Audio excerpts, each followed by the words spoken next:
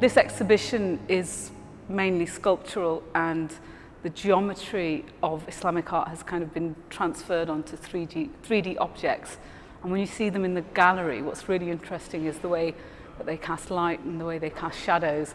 And it's really bringing that kind of traditional geometry into a new way of looking, a new way of seeing, and seeing the patterns in a new light. So initially, most of my work was painting. I painted on canvas, painted on gesso.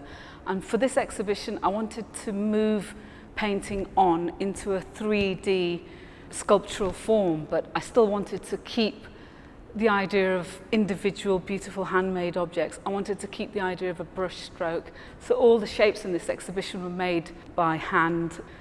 Every single piece, every single shape in this exhibition has been painted by hand, and that was very, very important to me, that you still keep an element of the tradition, the handmade, of the beauty of the paint.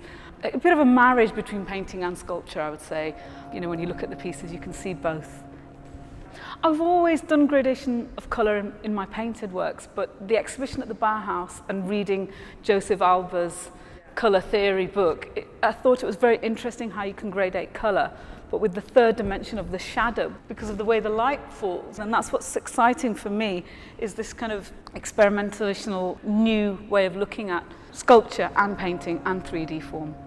All the symmetry in this exhibition is hexagonal, so it's all based on hexagons and equilateral triangles.